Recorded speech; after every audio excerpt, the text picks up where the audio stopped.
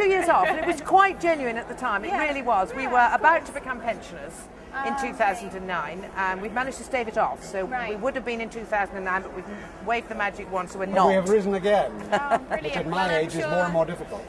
It's a chat show, isn't it, that you guys are hosting? Well, it's unorganised chaos, really. Yeah, there's a word which best describes it, which is anarchy. Yes. Okay, well, it sounds like the festival at large then. So It's totally unscripted. Yeah. We kind of burst onto the stage, popping champagne corks, boom, boom, boom. But it's anarchy with lots jokes. of anarchy with jokes. And then we have three different guests who are other performers, and there's always a cross section. So we never quite, every show's bound to be different because of all the guests. And do you know all your lineup for the festival at the beginning of it? It's evolved. You know what artists are like, the council and all that. So, you know, we kind of know tomorrow. We know who's probably coming for the next week, but things change. Well, once you get beyond 50, you don't like to think too far ahead because you might not be there. But one reason why we have to leave gaps is because at any festival there's brand new comers that nobody knows about, and either we or one of our people team, we don't have a large team, but you know everybody's got. In fact, till I got you, I didn't even know who she was. But shut up.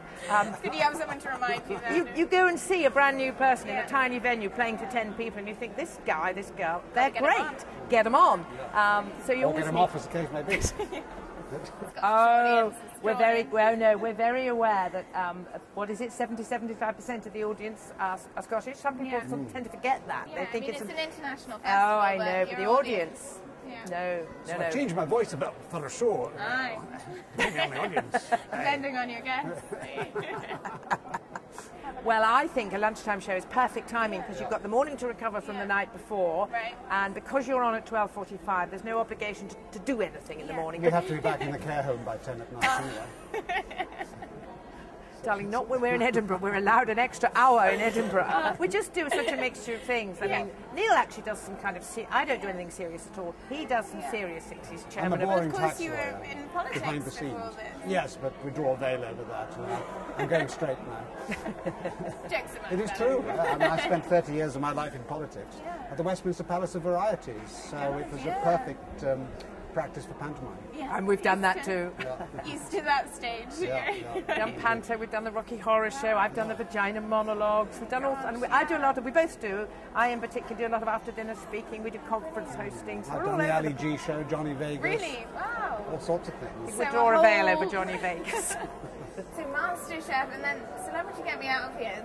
Is MasterChef a nicer experience? Much more difficult. Much more difficult. MasterChef was? Yes. Physically very demanding, actually. Yes, it was. It was long, long Not that I days. was involved. Well, you had to look after yourself, Well, which was true. physically That was even demanding. more Actually, no, I discovered how valuable a commodity a single man is for dinner parties in the country.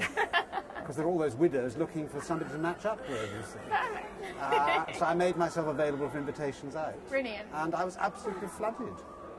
Come as no surprise. Don't look so astonished. But, Of course not. Of course you were. We have the Foodies Festival coming up next weekend, which I think both of you are coming along to.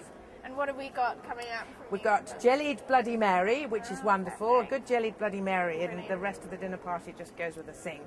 And we've got pâté marguerite, which is my special invention.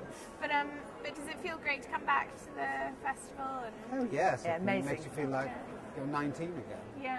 It's funny. I mean, this backdrop is I mean, it's been So there, familiar, been there for years. Yeah. It's very familiar, and it honestly feels that we haven't been here. It's 3 years since we were last year, minus a month. I don't know. We love it. I mean, when we first came, we thought, crumbs, what are we doing? And some of the critics thought, crumbs, what are they doing? One or two were a bit nasty about it, but actually quite a lot of people said that. I'm amazed to say I really enjoyed the show. It was a thundering good, etc., etc. Well, I'll tell you, we missed it.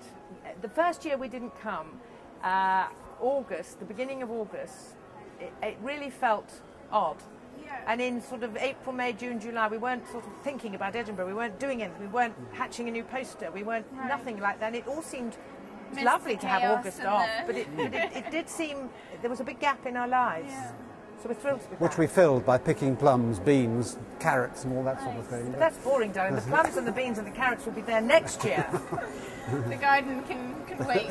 Yes, Edinburgh 2011 Nature never waits. will never be here again. Exactly. Our show is on at 12:45 every day, apart from the 15th at Udderbelly, or the purple cow, as it's also known. Perfect.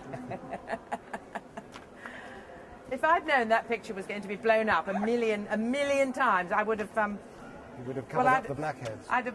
Oh, don't be horrid. Yours. I would have paid a little more attention to my makeup.